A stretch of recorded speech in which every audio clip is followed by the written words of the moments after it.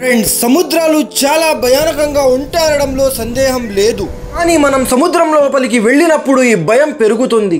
మనం మరింత లోతుకు వెళ్లే కొద్దీ సముద్రం మరింత ఒంటరిగా ప్రమాదకరమైనగా మారుతుంది అండ్ మానవులు ప్రాణాలు తీయడానికి తహతహలాడుతుంటుంది.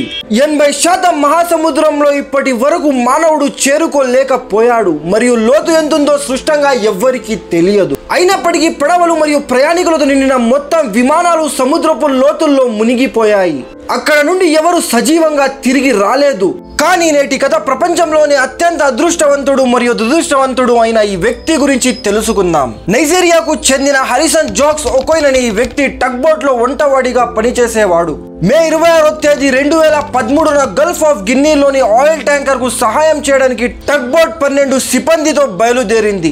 అందులో హారిసన్ కూడా ఉన్నారు. నైజీరియా ల్యాండ్ నుండి 32 కిలోమీటర్ల దూరంలో గల్ఫ్ ఆఫ్ గిన్నీలోని పేర్కొన్న ప్రదేశంలో ఆయిల్ ట్యాంకర్ చిక్కుకుంది. టగ్ బోట్ ఆపరేటర్లకు ఇది ఒక సాధారణమైన పని, ఎందుకంటే టగ్ బోట్ పనే చిక్కుకున్న పెద్ద పడవల్ని టో చేయడం. బట్ ఆ రోజు ఎప్పటిలాగే నార్మల్ గా లేదు. పొద్దున్న 4:30 ఎప్పుడు లాగే తాడు సహాయంతో టో చేస్తూ ఉండగా సడన్ గా ఒక పెద్ద అల బోట్ దగ్గరికి వచ్చేసింది.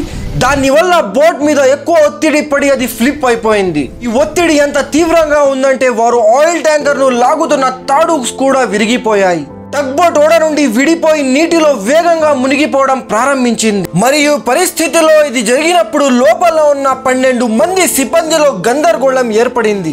అండ్ అక్కడ పైరేట్స్ అటాక్స్ చేస్తారని ఆ బోట్ అంతా లాక్ చేసి ఉంది. క్యాబిన్ లోపల నీరు వేగంగా పెరిగిపోవడంతో నీటి ప్రవాహం హారిసన్ కు పడవలోని ఇతర వాష్రూమ్లకు తీసుకువెళ్ళింది. అక్కడ గాలి పీల్చుకోవడానికి ఒక చిన్న ఎయిర్ పాకెట్ కూడా ఉంది. ఆ సమయంలో అక్కడ పూర్తిగా చీకటిగా మారినందున హారిసన్ కి చీకటి మాత్రమే కనిపిస్తా ఉంది. టగ్ బోట్ సముద్రం అడుగు భాగానికి తాకడంతో ఒక్కసారిగా నిశ్శబ్దం అలుముకుంది. టగ్ బోట్ సముద్ర ఉపరితలం నుండి 30 మీటర్లు లేదా 100 అడుగులు దిగువకు వెళ్ళింది. అండ్ ఇది 8 అడుగుల భవనం అంతా లోతుగా ఉంది. నీటిలో ఈత కొట్టని అనుభవం లేని హారిసన్ లోదస్తులు మరియు చల్లని నీరు అండ్ చీకటిలో ఒంటరిగా కూర్చున్నాడు. ఊపిరి పీల్చుతున్న ఎయిర్ పాకెట్ లో ఎప్పుడైనా నీరుతో నిండిపోతుందని అండ్ బ్రతికే అవకాశాలు లేవని అతనికి కూడా తెలుసు. ఎలాగో అలా ఇక్కడి నుండి వెళ్లిపోవాలని నిర్ణయించుకున్నాడు మరియు ఎయిర్ పాకెట్ పెద్దదిగా ఉన్న స్థలంలో వెళ్ళిపోయాడు. అండ్ ఈ స్థలం ట్యాగ్ బోర్డ్ యొక్క ఇంజనీర్ కి గది. తినడానికి తాగడానికి ఏమీ లేదు. అతను ఇంకా భయానక స్థితిలో ఉన్నాడు. అతను కొన్ని గొంతులు విన్నాడు. ఇవి షార్ట్స్ ఏవో తింటున్న శబ్దాలు. హారిసన్ దాన్ని చూడలేదు, కానీ అతని ఫ్రెండ్స్ ని షార్ట్స్ తింటున్నాయని బాగా తెలుసు. ఎలాగో చేస్తాడు అని తెలిసిన హారిసన్ కాళ్ళు చేతులు కొట్టడంతో 3 కోక్ బాటిల్స్ తేలుతూ అతని దగ్గరికి వచ్చాయి. దాన్ని తాగి హైపోథర్మియా నుంచి విముక్తి పొందాడు. అండ్ ఒక మ్యాట్రెస్ కూడా తేలుతూ హారిసన్ దగ్గరకి రావడంతో అది తీసుకొని దాని మీద పనుకున్నాడు. తిండి అండ్ హైపోథర్మియా నుంచి విముక్తి పొందాడు, కానీ అతను ఉన్న ఎయిర్ పాకెట్ లో ఉన్న ఆక్సిజన్ సరఫరా కేవలం 60 గంటలకు సరిపోవడానికి మాత్రమే ఉంది. అండ్ హారిసన్ ఓషియన్ కింద 30 మీటర్ల లోతులో టగ్ బోట్ లోని ఒక చిన్న గదిలో జీవించి ఉన్నాడు. ఈ ప్రమాదం జరిగి 2 రోజులు అయిపోగా ఆక్సిజన్ సప్లై ముందుగానే లిమిటెడ్ ఉండగా ఇప్పుడు కేవలం కొన్ని గంటలకి మాత్రమే సరిపోయే ఆక్సిజన్ ఉంది. అండ్ హారిసన్ చీకటిలో మరణం కోసం వెయిట్ చేస్తున్నాడు. ఈ ఘోర 2 రోజుల తర్వాత తన మరణం కోసం వెయిట్ చేస్తూ ఉండగా ఫైనల్ గా అతనికి ఒక శబ్దం వినిపించింది.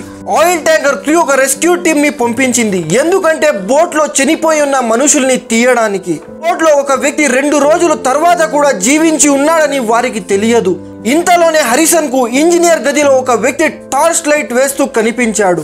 రెస్క్యూ డ్రైవర్ ని చూస్తూనే హారిసన్ చాలా ఆనందించాడు. రెస్క్యూ డ్రైవర్ ఏమి చెప్పాడంటే హారిసన్ మరణానికి కేవలం కొద్ది నిమిషాలు మాత్రమే ఉన్నాయని చెప్పారు. అండ్ అతని శరీరం చాలా ఎగ్జాస్ట్ కావడంతో కళ్ళు కూడా తెరవలేకపోయాడు. And scuba diver first Harrison కి మాస్క్ వేసి అతని ఆక్సిజన్ లెవెల్ నార్మల్ చేసి ముందుగా సముద్రం నుంచి తీలేదు, ఎందుకంటే ప్రెజర్ చేంజ్ కావడం వల్ల తనకు గుండె కూడా దెబ్బ తినొచ్చు. తరువాత ఒక డైవింగ్ బెల్ తెచ్చి దానిలో హారిసన్ కి కూర్చోబెట్టి సముద్రం నుంచి లాగారు. బయటకు వచ్చినప్పటికీ హారిసన్ ని ఆ డైవింగ్ బెల్ నుంచి తీయలేదు, ఎందుకంటే దానిలో ఉన్న ప్రెజర్ కొంచెం తీస్తారు. ఫైనల్ గా 2 రోజుల తర్వాత హారిసన్ నార్మల్ అయిపోయాడు. స్పృహ నుంచి వచ్చాక హారిసన్ ఏమి చెప్పాడంటే, మళ్ళీ నేను సముద్రంలో ఎప్పుడు వెళ్ళను అండ్ సముద్రం దగ్గరికి కూడా పోను. హారిసన్ జాక్ ఒక డైవింగ్ ఎలిమెంట్స్ లేకుండా సముద్ర లోతులో ఎక్కువసేపు గడిపిన అండ్ ప్రాణాలతో బయటపడిన ఫస్ట్ అండ్ లాస్ట్ వ్యక్తి ఇతనే. హారిసన్ కి ఇప్పుడు కూడా సముద్రంలో గడిపిన 2 రోజులు అతని కలల్లో ఇప్పటికీ కూడా వస్తాయి.